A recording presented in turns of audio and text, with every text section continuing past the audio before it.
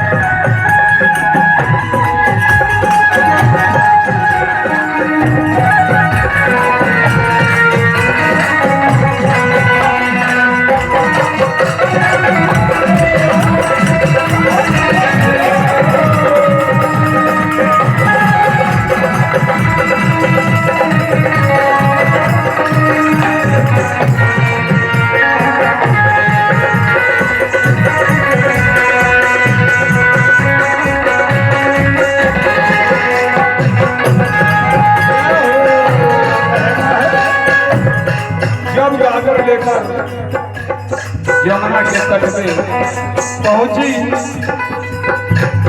यमुना जी को देखा, क्या होता है मन में विचार करती है, क्या कहना है, कैसे बनूंगा यमुना जी का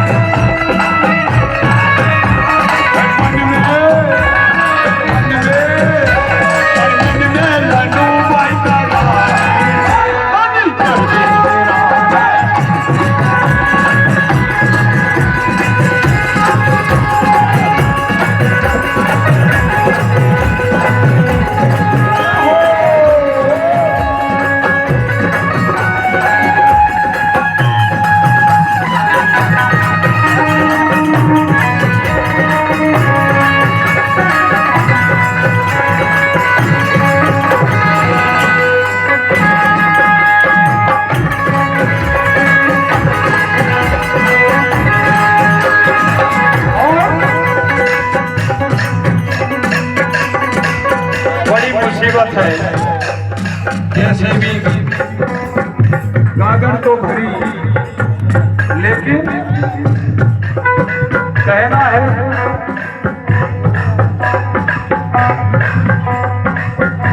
कि ये गागर तो भर ली मैंने, लेकिन बड़ी बड़ी बात का ध्यान दीजिए, क्योंकि मैंने लाल को पालने में सुला कर आई हूँ और धीरे चलू भागो लोगे ललनवा।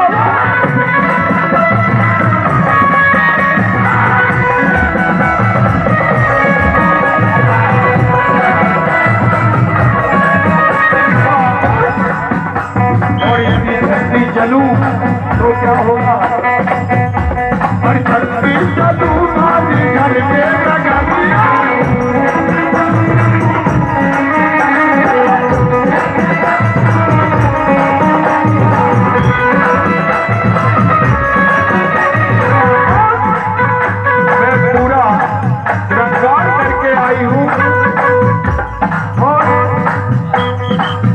आज चोली चुनर भी थोड़ी पहन के आई हूँ, क्या कहते